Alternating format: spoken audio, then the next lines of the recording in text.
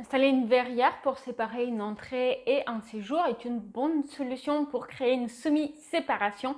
Dans cette vidéo, vous allez voir deux projets différents qui ont une verrière qui fait séparation entre le salon et l'entrée. Mais avant de poursuivre, si ce n'est pas encore fait, pensez à télécharger votre copie de la checklist rénovation, un document court sur une page qui vous donne la vision claire nécessaire pour mener bien votre projet de rénovation. Passez derrière l'écran de mon ordinateur pour voir ces deux exemples d'entrée séparée de la pièce de vie avec une verrière. Voici le premier exemple du coup de verrière utilisée pour séparer l'entrée et le salon.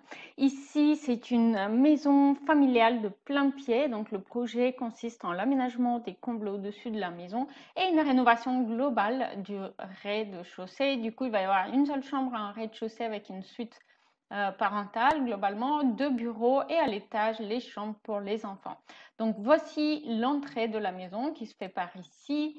Et donc, on a une entrée plutôt carrée avec deux placards accessibles depuis l'entrée. Donc là, on a une forme un petit peu compliquée qui fait que du coup, une partie de cette épaisseur est accessible depuis les cuisines et ici, accessible depuis l'entrée. On a une verrière qui fait séparation avec du coup le salon, salle à manger, la pièce de vie concrètement.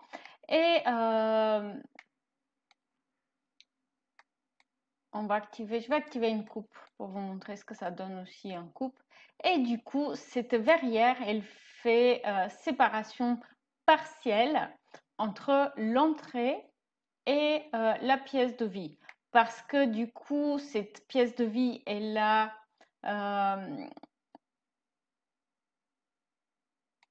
un effet de grandeur. On a l'impression d'être dans une pièce plus grande lorsqu'on est ici et que le regard, il traverse la verrière et il peut aller jusqu'à la porte d'entrée.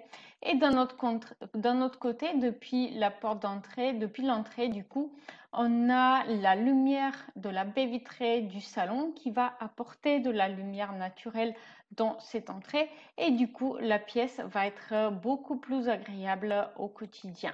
On va voir une fois de plus le fonctionnement en plan avant du coup de passer au deuxième exemple. Donc ici on entre et voici le salon salle à manger qui est une pièce globalement rectangulaire. Vous allez remarquer qu'il y a une autre verrière ici qui donne sur cet espace bureau et du coup cette pièce de vie qui est au départ pas très grande, en fait elle donne l'impression d'être beaucoup plus spacieuse parce qu'on a d'importantes percées visuelles, donc jusqu'au fond de ce bureau là et jusqu'à la porte d'entrée grâce aux verrières. Pensez à me dire lequel de ces deux exemples avez-vous préféré, lequel apportait plus d'inspiration pour votre projet à vous.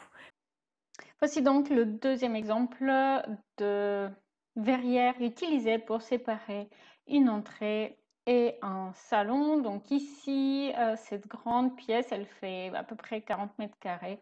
Elle comporte le salon, salle à manger, cuisine et espace lecture. Et ici, dans cette partie-là, on a une entrée qui donne sur laquelle donne un escalier, puis on a une salle de douche et des WC. Donc avant, il n'y avait pas de séparation, on entrait directement dans la pièce de vie. Et dans le briefing du projet, il y avait donc cet objectif de créer une séparation. Et du coup, la verrière a été la réponse à cette demande.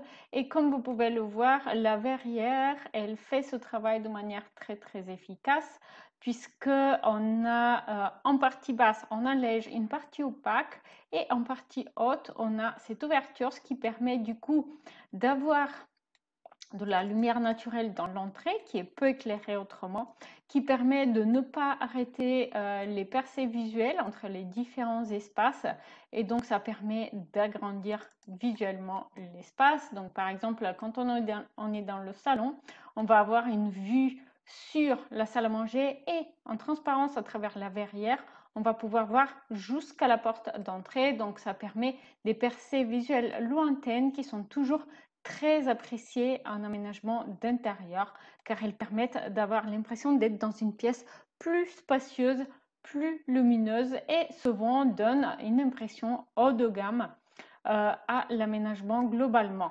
Donc ici, la verrière a permis également de travailler l'aménagement en séquence. Donc la verrière crée une première séparation partielle entre l'espace de vie et l'entrée.